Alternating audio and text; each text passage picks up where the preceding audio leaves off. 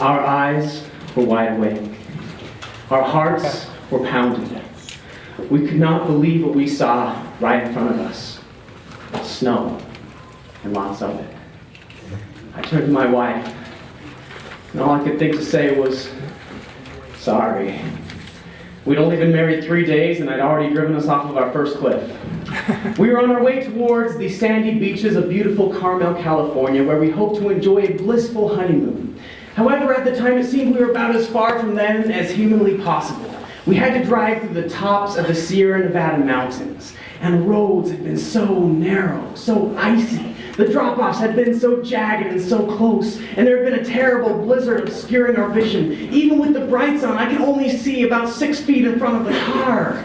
And so when I passed that sign that read, Donner's Pass, next 5 miles, and I thought of the poor people who had been stranded and starving and freezing and dying and doing terrible things in these very mountains, you could probably understand that I got just a little bit distracted for just a moment. I tried to veer back to the left, but the car, it was stalling, and I slammed on the brakes, but it did no good, and then we were over the edge.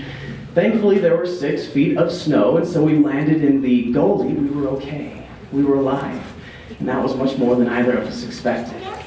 I turned to my wife, Teresa, and said, look, I got us into this mess. I'll get us out. You just stay here. We'll wrap you up in warm blankets. If somebody comes looking, you can tell them where we are. We'll leave the heater on. It will be okay.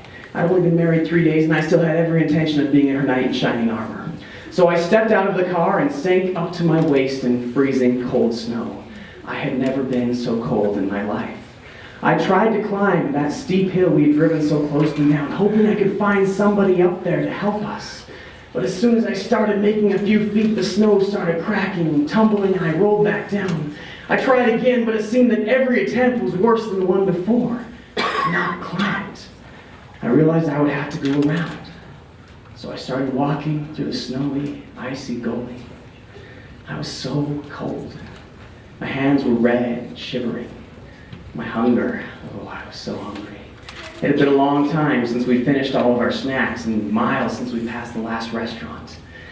And as the hunger crept in, once again I started thinking about the poor people who had been trapped in these very mountains, freezing, starving, dying, and eating each other. No, I wasn't thinking about that. I wasn't that hungry. I just kept on walking and walking. I looked up to the hill, hoping to see any sign of headlights passing, but I never saw any. Come to think of it, I couldn't remember when the last car had passed. Where was everybody? The night seemed kind of surreal out there all by myself. It was so dark, and yet the snow was so bright. I could see everything, and yet I could hear nothing. Nothing but that throbbing in my ears, that pounding in my heart, and the crunching of the snow beneath me. At one point, I thought I heard another set of footsteps. I stopped and looked around. There was no one there. It's just me on the lonely mountainside. Of course there was no one there. Nobody could live up here. So I continued walking. Then I thought I heard it again.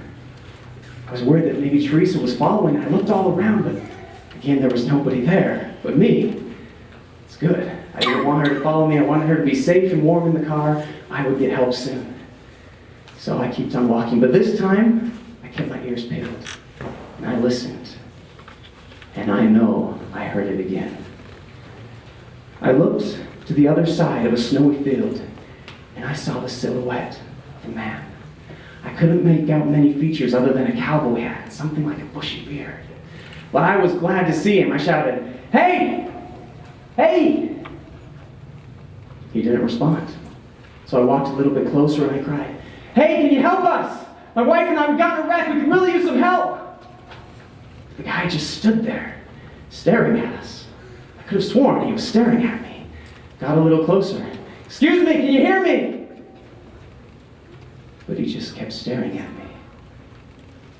Only then did it occur to me that this guy might have an ill intention. After all, there was no one to see. There was nobody to hear. So I turned and I started walking. I walked a little bit faster. And when I glanced back, the man was a little closer than before. I shouted, "Who are you?" And for the first time, he spoke. And when I heard his voice and the smile in it, my skin crawled. He said, "Ain't nobody here on this mountain. Ain't nobody here but you and me." With that, I booked it. I ran fast. I ran really fast as was humanly possible, which was not very fast because there was a lot of snow.